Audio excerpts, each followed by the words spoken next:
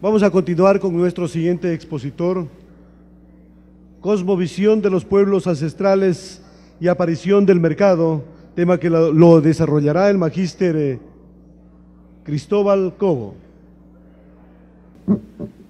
Bueno, primeramente, buenos días a todos. Muchas gracias por la invitación. Quiero agradecer especialmente a Rodrigo Hidalgo por esta gentil invitación. Para mí es un honor estar nuevamente acá en Cariamanga, compartiendo investigaciones que hemos desarrollado como un proyecto de investigación que se llama Kitsato. Kitsa significa mitad y todo mundo, mitad del mundo en la lengua tzafiki de los Áchilas. Los Áchilas son los indios colorados de Santo Domingo, de los Áchilas. Su lengua es del tzafiki, entonces Kitsato significa mitad del mundo. Son alrededor de 2 décadas que me he dedicado personalmente a hacer exploración e investigación científica sobre la astronomía ancestral, porque es la manera de cómo nosotros podemos reafirmar, entender íntegra y cabalmente nuestra identidad. Por ejemplo, nuestro nombre, Ecuador. ¿Por qué nos llamamos Ecuador? Por ejemplo.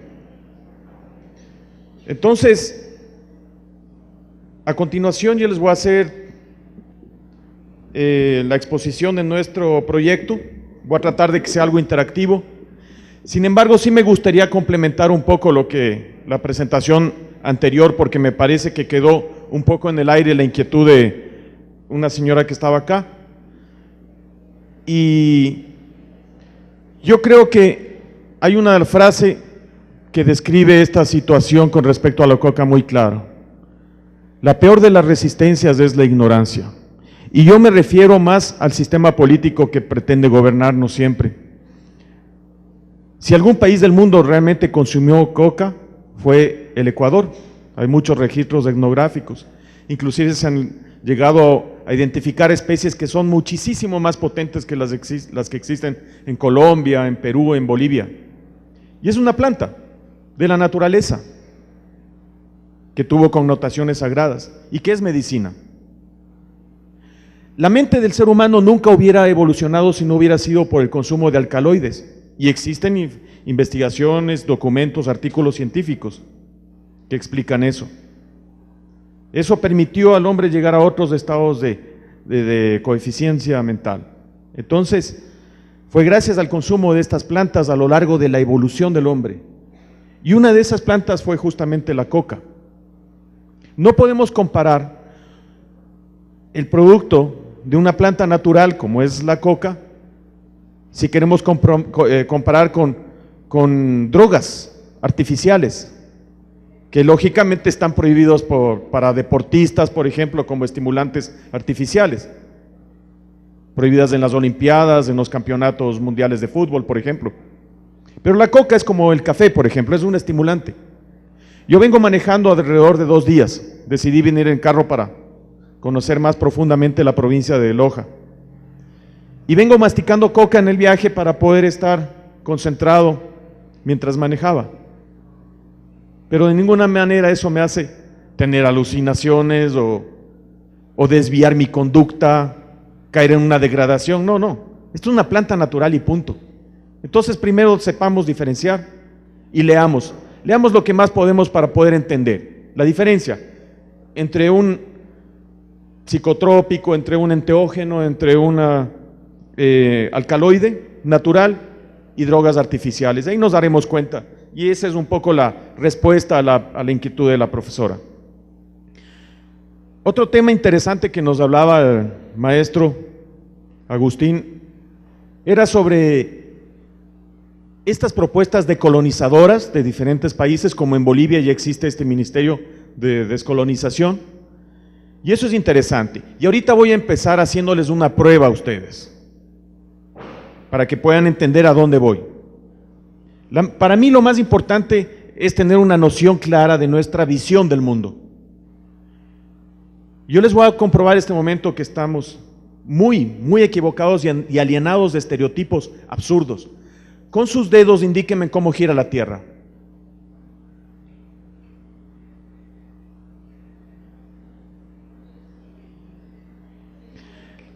La mayor parte de gente está haciendo esto. Y muchos están haciendo esto.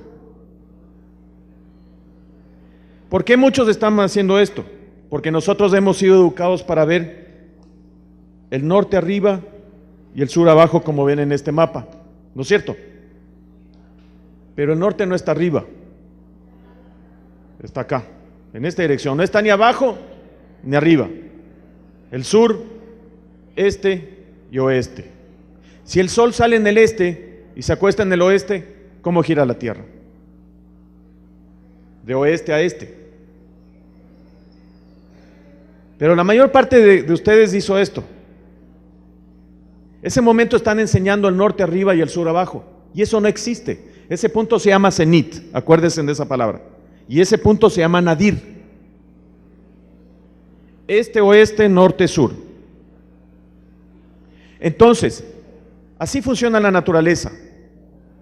Si así funciona la naturaleza, es así como los mapas deberían de ser hechos, diseñados. Este es un mapa orientado. La palabra orientación viene de oriente, origen, Orión, y significa por donde el sol sale. En latín, la única posibilidad para orientarse es al oriente, que es el este. Entonces, este es un mapa orientado. Si ustedes le preguntan a cualquier geógrafo del mundo, a cualquier científico, ¿por qué tenemos que tener el norte arriba y el sur abajo? Es simplemente porque es una costumbre histórica sin fundamento. Y esta perspectiva nos distorsiona mucha de la realidad sociocultural, económica inclusive, donde unos están sobre otros, los ricos sobre los pobres, los de arriba sobre los de abajo.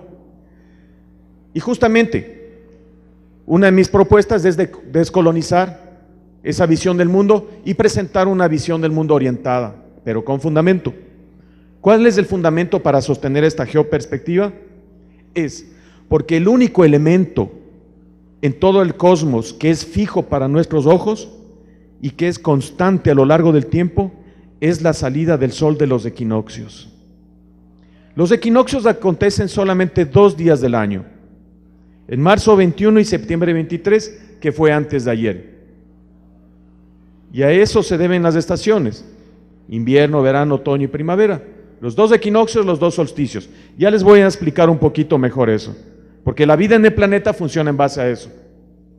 Entonces el sol es el elemento que nos permite dar fundamento a esta geoperspectiva.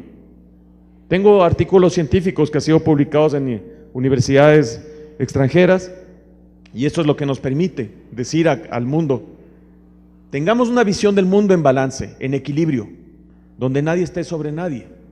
No hay países de arriba ni de abajo. Sobre nosotros está la atmósfera nada más.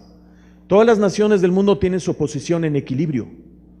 Y eso para nosotros como ecuatorianos es importante, porque en ese momento la línea ecuatorial deja de ser una simple línea imaginaria, que nos enseñan que es la línea que divide al mundo en 2 hemisferios, los de arriba y los de abajo. No. Para nosotros como ecuatorianos, la línea ecuatorial es la línea que une a los 2 hemisferios para hacer un solo mundo. Entonces es hora de regenerar el concepto de nuestra identidad, de Ecuador. Es nuestro sentido de pertenencia. Entonces yo les invito a tener una noción cabal e íntegra, porque eso hace de nosotros ecuatorianos dignos. Esta es una de nuestras propuestas, y yo quería comenzar con esto, porque para poder entender la cosmovisión ancestral, que es de donde nosotros venimos, hay que renunciar a imposiciones culturales hegemónicas, condiciones de dominación. Tenemos que rebelarnos con conocimiento ante eso. Y también para poder entender la sabiduría ancestral tenemos que acondicionarnos a cómo ellos vieron en la naturaleza, no como el capricho del hombre nos enseña.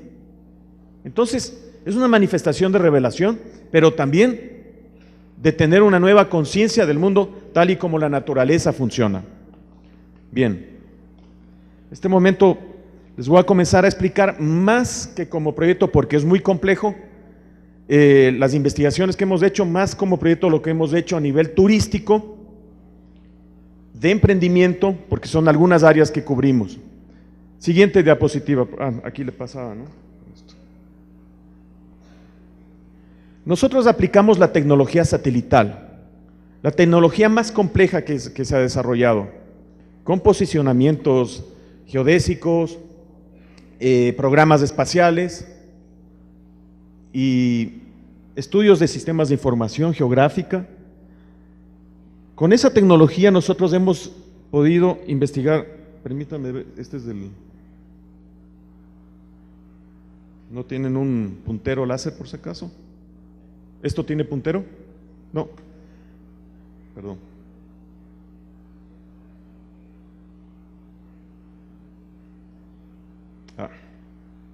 ¿Cómo le retrocedo? Tal vez me pueda ayudar a retroceder.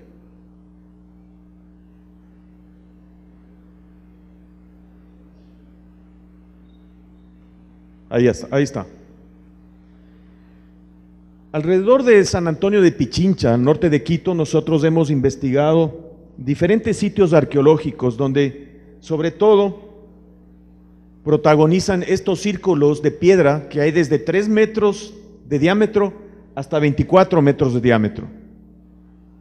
Antes se creían que eran coloniales, ahora se comprobó que era de la cultura pre-inca, de la cultura Quito-Caranqui, antes de la llegada de los incas. Entonces nosotros por alrededor de 17 años fuimos investigando cada una, haciendo mediciones tanto in situ y con relación al entorno de los Andes, con las salidas y caídas de los astros, del sol, la luna.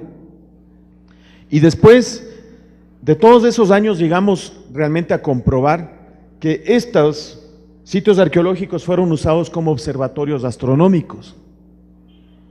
Fuera de cuestiones esotéricas, de ovnis, de fantasmas, no. Es una cuestión científica, de números. Y la ventaja que nos da la astronomía es que podemos contar con data matemática que puede ser verificada con absoluta precisión. Entonces eso nos ha permitido ya confirmar técnicamente que estos sitios arqueológicos fueron usados como observatorios. ¿Pero por qué fueron usados como observatorios? ¿Y para qué? Aquí podemos ver algunas imágenes de estos sitios. Y fueron no solamente porque tenían un vínculo sagrado, el sol, la luna como los dioses más importantes, las montañas, la lluvia, los truenos, los ríos, inclusive los animales y plantas, sino porque la astronomía proveía del calendario, y el calendario era una base ideal y obligatoria para practicar la agricultura. Si nosotros sembramos en el momento totalmente inoportuno, por ejemplo en agosto, no vamos a cosechar nada porque no va a haber un periodo de agua, las semillas no van a brotar. Entonces por eso es necesario el calendario agrícola. El calendario que nosotros usamos es en base a justamente eso. Por ejemplo, los días de la semana están relacionados con la astronomía. Todos los días ustedes hablan de astronomía, pero muy poca gente se da cuenta de eso. El lunes, por ejemplo, ¿con qué está relacionado? Con la luna, lunes. Martes, Marte. Miércoles, Mercurio. Jueves, Júpiter. Viernes, Venus. Sábado, Saturno. Y domingo, el día del sol. En inglés, por ejemplo, Sunday. El domingo es el día del sol. Entonces representan a los astros visibles directamente, los planetas, la luna y el sol. Por eso se constituye la semana. Y los meses están relacionados con el número de lunas que vamos a tener en un año, que son alrededor de 12. Por eso son 12 meses del año. Y calendario viene calendas, que significa lunas. Entonces el calendario me permite saber cuándo sembrar perfectamente para poder tener mis cosechas, que será mi alimento. Entonces para las culturas ancestrales, como los incas, como la cultura Quito-Caranqui, como los cañaris, los paltas, la medición del tiempo y el espacio fue una necesidad ineludible para su subsistencia. Cuándo sembrar, cuándo cosechar, la estación húmeda, la estación seca. También su ordenamiento territorial, su organización social. Y como les comentaba, también el vínculo religioso y sagrado. Por eso estos sitios arqueológicos fueron construidos no solamente en el Ecuador, en todo el mundo vamos a encontrar estas cosas. En Stonehenge, por ejemplo, en Inglaterra, en Bretaña, Karnak, en Francia, en Europa, en Brasil, en México, las pirámides de Teotihuacán, Chichén Itzá de los mayas, los sitios arqueológicos Machu Picchu, Ollantaytambo, Sacsayhuamán en el Cusco, en el Perú, por ejemplo. Pero nosotros hemos investigado las que están relacionadas con el Ecuador terrestre y celeste, porque es la base de nuestra identidad como ecuatorianos. Entonces, ese ha sido nuestro trabajo. Nosotros esto lo presentamos permanentemente en congresos científicos, encuentros internacionales, nacionales también, para divulgar y presentar nuestra identidad. Esto nos ayuda a intercambiar información.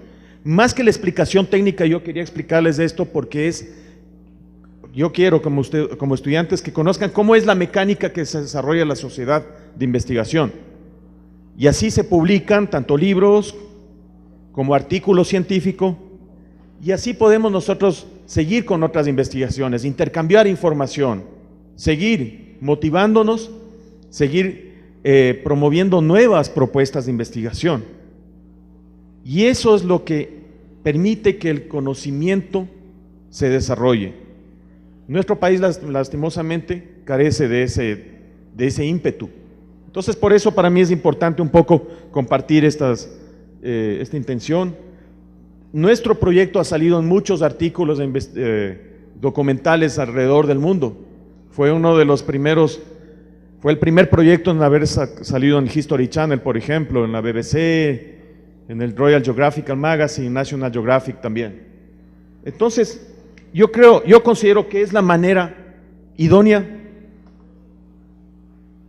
de presentar nuestra identidad ante el mundo. No de esa manera falsa, que nos rodea un estereotipo de países, que buscamos un desarrollo gratuito en base a la extracción, al extractivismo. Yo pienso que lo más importante es formularnos nosotros como ciudadanos autodeterminantes, independientes, que tengamos el coraje y la capacidad suficiente para autogestionar y desarrollar nuestros proyectos y propuestas con independencia, con autogestión. Yo creo que ese momento realmente sí podemos dar otro paso a una madurez social.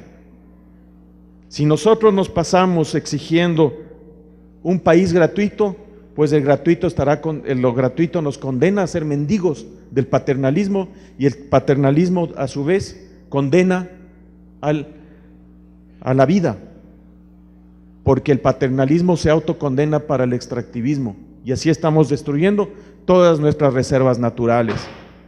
Entonces, para nosotros es importante exponer todas estas experiencias de autogestión. El proyecto que yo represento, desde hace 20 años hemos autogestionado desde el primer centavo. Nunca hemos recibido ayuda de ninguna institución, ha sido totalmente autofinanciado, porque es así como deberían de generarse cualquier tipo de emprendimiento social, científico, cultural, artístico, educativo, en todo sentido. Esa es la manera de desarrollar y alcanzar otros estados de madurez social. Entonces nosotros trabajamos con turismo comunitario, y ese es otro tema que me interesó mucho en esta exposición, porque vi que muchos panelistas iban a tener estos temas. Allá en Cayambe, de donde está el proyecto, construimos un reloj solar grande que es el sitio turístico más visitado de la región. Ahí trabajamos con los colaboradores de las comunidades, quienes están preparados y dan exposiciones todos los días. Tenemos un promedio de 9 grupos diarios que nos visitan. Los fines de semana tenemos 25 grupos cada día, de extranjeros, de estudiantes de todo lado del mundo. Y ahí les exponemos nuestra identidad como debe de ser. Una de esas propuestas, este es el Cayambe, ¿no? Una de estas propuestas fue desarrollar justamente el turismo comunitario en una comunidad que se llama Chumillos, donde está el complejo arqueológico más grande de Sudamérica construido en piedra, que son los Pucarás. Son 18 sitios arqueológicos. Quiero ver si es que le puede hacer un clic tal vez en la pantalla. No, retroceda, porque quiero que se active aquí.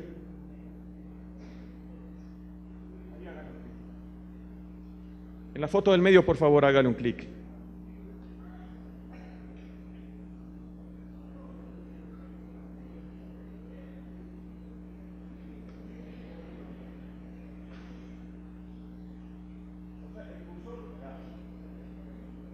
Ahí tienen el video de los sitios arqueológicos que están entre Quito y Cayambe, arriba del pueblo del Quinche. Este es el sitio más grande del Ecuador, son de 44 hectáreas. Son paredes de 5 hasta 11 metros de altura, la más alta. En el centro están los yusnos, que son pirámides, y todo eso es construido con piedra. Están en planos inclinados también, y están interconectados con caminos que son ahora parte del proyecto del Capac Ñan. Ese se llama Jambimachi, es uno de los más altos. Y fueron mal calificados fortalezas incas, nunca fueron fortalezas y tampoco incas. Ese se llama Campana Pucará. Ahí pueden ver la pirámide que está en la parte central, en la parte más arriba. Estas tomas fueron logradas con helicóptero. Y ese es el más alto, se llama Pambamarca. Como pueden ver, son sitios impresionantemente grandes, muy grandes. Este tiene 6 hectáreas, por ejemplo. Ahí las misiones geodésicas hicieron la primera medición para determinar la forma de la tierra, y fueron ellos quienes nos dieron el nombre, Ecuador, porque ellos estuvieron en esta hacienda que era la hacienda Huachalá antiguamente, en el siglo XVIII. Entonces, cuando ellos escribían a Francia, estábamos escribiendo desde las tierras del Ecuador, y ese momento se populariza la palabra. Fue después Simón Bolívar que describe la parte sur austral de la Gran Colombia como las tierras australes del Ecuador. Pero fue la primera asamblea del 14 de agosto de 1830, celebrada en Riobamba, donde hubo divergencias políticas regionalistas entre cuencanos, guayaquileños y quiteños, y no quisieron que se llame la República de Quito como debía de ser. Y desde ese momento se llamó la República del Ecuador. Entonces, es gracias a todas esas investigaciones, prácticamente en estos sitios es donde nace nuestro nombre Ecuador, donde aparece. Entonces nosotros, con mi esposa, trabajamos con las comunidades por un par de años, y en las partes bajas hicimos unas chozas, como ven en la parte derecha, con techos de paja, con tapiales, con adobe, y comenzamos a darle una mecánica turística con grupos de extranjeros que llevábamos poco a poco, y salió un proyecto increíble. Tanto así que cuando llega el Instituto del Patrimonio Cultural, el Ministerio de Turismo y la UNESCO, deciden que este proyecto sea el proyecto representativo del Capac Ñan a nivel internacional. Entonces llegan y se hace el primer Congreso Internacional del Capac Ñan en nuestra casa ahí en Cayambe. Y desde ese momento con mi esposa ya nos comenzamos a sentir incómodos porque comenzó a haber una intromisión del Estado en la comunidad. Terminaron haciendo el Ministerio de Turismo una construcción de cemento que nunca funcionó. Estamos hablando hace 9 años. Nunca funcionó una construcción de cemento que hicieron al lado de esta choza de paja. Nunca llegó un solo turista. Y la última estudio que hicieron los de la corporación belga y el Ministerio y el Instituto del Patrimonio Cultural es que se tiene que destruir esa construcción de cemento que se hizo hace 9, 8 años. Y el proyecto ya no funciona. ¿Es por qué? Porque los que tenían que siempre haber trabajado el turismo comunitario es la comunidad. El Estado hizo muy mal en meter sus narices ahí y destruyó el trabajo que se hizo. Ya no van turistas allá. Entonces, no porque sean tecnócratas son las mejores y más propicias personas, no, es la gente de la misma comunidad, porque son los que conocen las técnicas de arquitectura, la gastronomía. Ellos son los que tienen que llevar a cabo. Entonces hay que respetar su espacio, hay que respetar su tiempo, respetar su presencia y también la presencia de personas que en nuestro caso colaboramos desinteresadamente. Entonces ese es un caso que yo quería presentarles como un ejemplo de cómo es lo que se tienen que hacer las cosas con eficiencia y cómo es lo que no se debe de hacer también. Este es el reloj solar, ese fue la Marcha Mundial por la Paz, fue escogido el sitio de unión del norte con el sur. Aquí tenemos el Congreso Internacional de Geógrafos, donde realmente aceptaron nuestra propuesta geográfica, inclusive la tomaron como logotipo para los otros congresos de geógrafos de Latinoamérica. También hacemos talleres de astronomía permanentemente, con familias, con niños, porque la astronomía nos permite conectar al universo. con una noción del tiempo, con una noción del espacio. Comprender muchos factores físicos, químicos de nuestra vida. Comprender la historia, por ejemplo, de la ciencia. Y eso es lo que a nosotros nos alimenta conscientemente en nuestro intelecto. Es lo que nos ayuda a madurar como personas. Entonces, esos han sido actividades del proyecto donde nosotros tomamos la investigación que hemos desarrollado, pero la entregamos a la sociedad de una manera lúdica. Eso es compartir de una manera amigable y digerible para la gente, para que se pueda entender por qué este tipo de información y trabajo tiene que llegar a la sociedad. No puede quedarse archivado en una oficina.